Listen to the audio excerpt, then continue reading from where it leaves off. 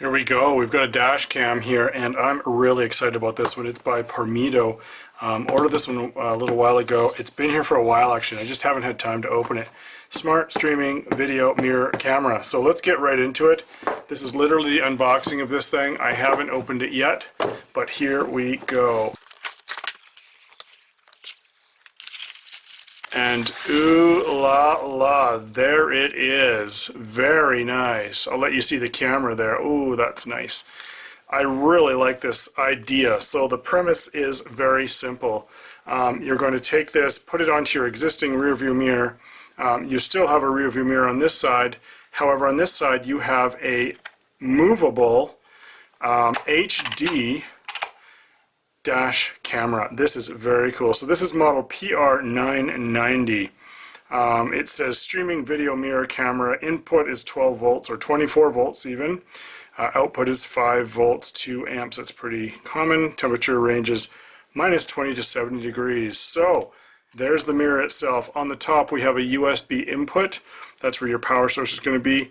AV in. I'll get to that in a minute. There's probably a backup camera included with this that goes into there. TF, that's also SD, that's our SD card input, and GPS. Now I presume the GPS hardware does not come with this unit, however I could be wrong. Let's get into the box and see what's in it. And there you go. Here's everything that comes with this kit right here. Let's go through them one at a time and you can see what they are. Clearly we have the mirror, rear view mirror, and dash cam over here. There's a cleaning cloth that you can use for cleaning your mirror, which will work quite well, keeps from scratching it. There's a short mini USB cord here that'll be for plugging it in straight into something short. There's also a 12 volt DC converter for a cigarette lighter that you can plug right into the top of that mirror and power it up with that, presuming that this comes on with your off-on button in your car. There's a thank you for choosing Pormido, so they have a bunch of stuff here that you can also order to go along with this thing. Over here we've got the rear view camera setup. So this is a rear view camera. This goes in the back just above your license plate. Then there's enough cord to run this all the way to the front of your vehicle. This plug-in here is going to go right in there where it says AV in, and then the red wire will be plugged into your reverse lights. So when you put your car into reverse, whether that's a standard or automatic, power goes into this, turns on this camera, and bingo, in here you see the reverse camera view. So that's going to be pretty cool. It's like having a backup camera on your car if your car doesn't come equipped with one already. A little bit of setup there, but it's not too bad. Then we have two different sizes of mounting grommet or mounting straps. These, I'll use the longer of the two. These simply, and this one has two different settings, or three perhaps, 1, 2, 3. So these simply clip on. Oh, I've just turned it on. Did you hear that? I accidentally turned it on. So let's turn that back off. We'll get to that in just a second. That clips into there, and then this clips into here, and that simply goes around your rear view mirror. That's it. And you put the other one on the other side like so. Moving on, we've got these clips here, and these are simply for routing your wiring, either this wiring or this wiring. They include 2, 4, 6 of them, and you peel this off, and then you've got a sticky sided thing there that will stick to something, and you can put the wire down in there and clip that shut to hold the wire. So that's a good way to route your wiring around your window or what have you. Final item in the box is the Pormido Smart Streaming Video Mirror Camera User Manual. So these user manuals are sometimes hit and miss. I just had a look at this off camera, and it's actually pretty good. They go through a few warnings, a few specifications, that sort of thing. I'll get a bit closer so you can see there. But this one is actually decent. There's a number of things in here that it's worth a read because they do have some good information here. So it's about the installation, the finer points of installation, how to insert your SD card. Of course, this requires a small SD card, a micro SD card. If you don't have your own, you need to get one. This does not come with the SD card included. Of importance there, class 10 or above, so that's the speed of the SD card. It's important to have a quick one. The faster it is, the more it can write quickly. So this is a class 10, so that would be fast enough. That would work. Moving on, they talk about how to install the rear view mirror camera, so that's pretty straightforward actually. There's a little bit of wiring. Like I said before, the red wire goes into your rear view, or sorry, your reverse lights, and that'll activate the rear view camera upon reversing. The cigarette lighter adapter simply plugs in, and then turning on the module. A few other things, so there's a few adjustabilities. It's got touch screen, it looks like, so there's adjustability in moving your picture around. We'll get to that in a second. What the various buttons do and what all the symbols are about. So definitely have a gander through the manual. It looks to be only in English. That's fine for me because I prefer that. And then it talks about actually video playback, etc. So quite interesting. It's got, looks like a video playback thing. So let's get to using the actual camera. Okay, so what I'm going to do here is I've just plugged it in via the short USB cord. I'm just going to plug this other end into my computer outlet, and so you'll see what it looks like when it first comes on. So here it is, first coming on. This is like you've just turned on your car.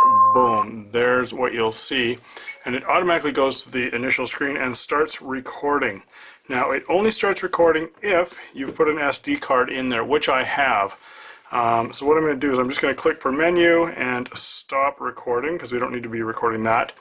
And let's zoom in a little bit and get familiar with some of the settings of this dash camera. So here we go. So to get to menu, you're going to tap the screen and then go into settings. Starts off the top with video resolution. You have two options, 1080p or 720. We'll leave it on the very highest. The next one down is loop recording. So that's how short are the video files that this thing creates. You have an option of 1, 3, or 5 minute video files. I like a little bit longer video file, put it on to 5. You have the choice of that though. Night mode is either on or off, so I'm anxious to see if this thing does well at night with the night mode off. Otherwise you'll have to manually switch it when it gets dark outside. Exposure, you have options of -2 to +2. 0 is usually a good place to leave that and let the camera do its natural thing.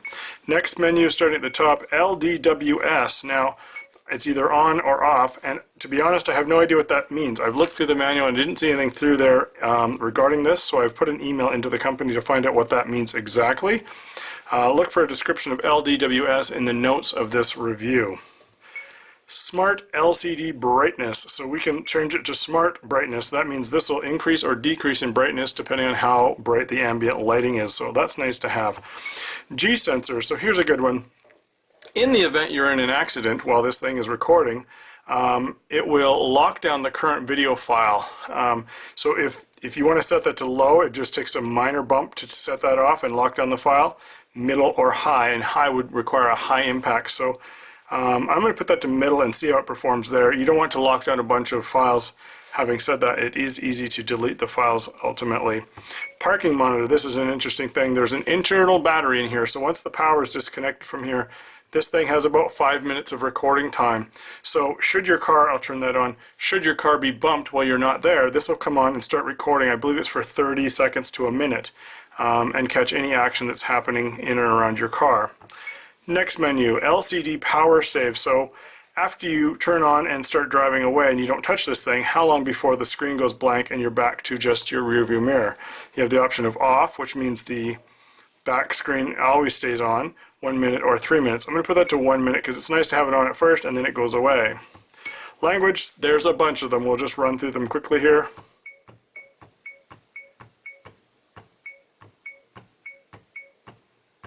And we're back to English. Volume, you have off, high, middle, or low. Let's just leave it on low. That's the tone volume of all the little controls that I'm hitting the buttons on here. Frequency, light frequencies are either 50 or 60 hertz. I want to say in North America it's 60 hertz, but I could be wrong. Next menu, time and date settings. So here's where you're going to go into setting the time and date. So you're going to go in there. 2019 is correct. The month is not August though, so we're going to click on OK, and then we're going to change it to August. OK, and the date is actually the 31st, and the time, let's say it's around, now this looks to be in 24-hour time, so we're going to go clear up to 1500, which happens to be the time I'm doing this review, and it's actually 1540, and seconds I don't care, so we'll click OK, OK, and it has reset the time and date for me. It tells me it's Saturday, which is correct. Parking assist line. So this is for the reverse camera. When you put your car into reverse and you see the screen on here, it'll have two lines to kind of show you where you're going. Now I'm moving my fingers, but I highly doubt that those lines move. In fact, I know they don't. They just sit still, but that's where your car is going to. So that's kind of a neat feature to have. Streaming rear camera, you're able to see the rear camera full time. That's either on or off, so you can flip back and forth to the rear camera. GPS is either on or off, and it says in the manual, turn that off if you do not have the GPS equipment. So there's alternative GPS equipment that would be plugged in here, presumably just an antenna. That will be purchased separately. It's not included with this unit. Moving on to the next menu, we have date and time display. It's either on or off, and that'll be a timestamp in your video overlay. So when you get your video files to it on your computer, the timestamp is there. That's nice to have in case the police want to use this thing for evidence in court or something. Format the SD card. That'll erase everything that's on your SD card. I'll do that quickly so you can see it. Are you sure you want to do that? Absolutely. There it goes. Whoof. And it is complete. Man, I hope there was nothing on there I wanted. And then reset startup. So that'll take this thing back to the original settings that it was at when we first pulled it out of the box. I don't want to do that because I've made some changes in there I want to keep. And here's the version. It's 935_2019-0624, presumably June 24th of 2019, number 935 of this year. So there you go. To get back to your main screen, you just click the back arrow and you are back to the main screen where it shows everything that's going on. So then once this thing is started up as it is now, you can push the button a single time and it'll go to a little kind of car driving thing, and that reminds you you've got this on and you can see in your rearview mirror. Or you can push it again and it'll turn everything off, and it's simply a rearview mirror at this time. To get that screen back, all you're going to do is touch the screen and there it is. And you can hit it again and it will turn it off or bring you back to your recording. So that's it in a nutshell. Let's take this thing out and get it installed, and maybe I'll put up some video of it working there.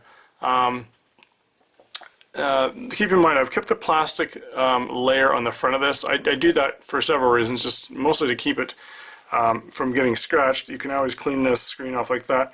The touch screen still works through that, which is not an issue. But let me take this out, get it installed. Maybe I'll put up some videos of it installed or some pictures there. And then I'll also put up some video, some sample footage of this thing. And let's go see what the quality's like of the recording, both day and night.